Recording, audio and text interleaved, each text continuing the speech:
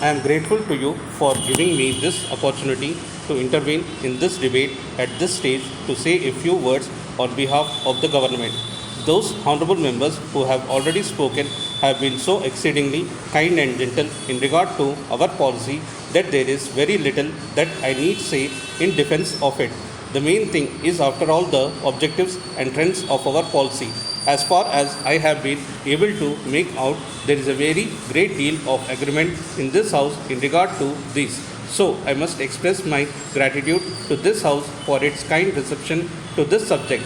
It is not as easy matter to speak about a subject which is abroad as the world and which involves many difficult problems. So, there was a reference to external publicity. I confess that I am not satisfied with it. I am not satisfied with it for a variety of reasons. First of all, inadequate because of financial and such like reason. Secondly, the personnel is not quite so trained or satisfactory as we would want it to be. Honorable members who referred to this said two things which are self-contradictory. On the one side, they said that the persons in charge of things of external publicity should be experts in India's background, history, culture, etc. I agree. We certainly would like to have those persons. They also said that those persons should be trained journalists. Now, normally, these two qualities are not to be found in one person. In addition to them, special and specific qualities relating to a particular country they may serve in are also necessary. Thus, the choice of officers for external publicity is no doubt a difficult affair. But then, what is the test of external publicity?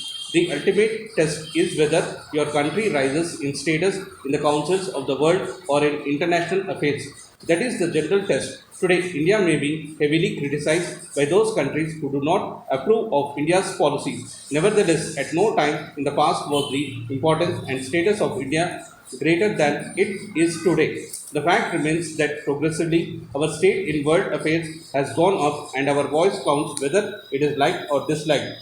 It is so not because our external publicity is good or bad, but because of other factors. I think you expect too much from our representative abroad if you think that he could influence a whole country by some pamphlets.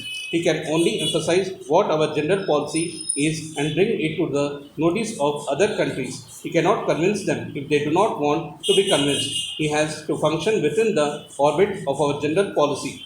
If that general policy is not approved by other governments or by public opinion in other countries, then it is not his fault. The responsibility is with us. As regards foreign position in India, some honorable members wanted us to issue an ultimatum. That is not the right way. Apart from that, it is not a very realistic way of looking at things. One does not go about in this complicated world issuing ultimatums. Our policy in regard to the foreign position has been this. First, if all, it is particularly clear that India cannot tolerate any footholds of foreign powers in this country. So far as the people are concerned, we want to get them an opportunity to live their own lives and to have autonomy to decide their own internal fate because they have the background of many years of history and certain culture of their own. We do not wish to interfere with it. That is not our government's policy, even though some individuals might talk about it. I do not wish to say much about the major questions in the world. The House knows that the foreign ministers of certain important countries are meeting in Europe. So long as people discuss these matters round the conference table, there is always hope of some solution. It may not be a final solution, but at any rate, it will avert war. Honorable members referred to the fact that the Union Jack was hoisted over the Parliament building some days ago, 2 or 3 years ago. This matter was discussed and we decided that as a matter of courtesy, we would allow the Union Jack to be hoisted over one of our important official buildings on a certain day in the year. This decision was not the result of a request but simply a matter of courtesy.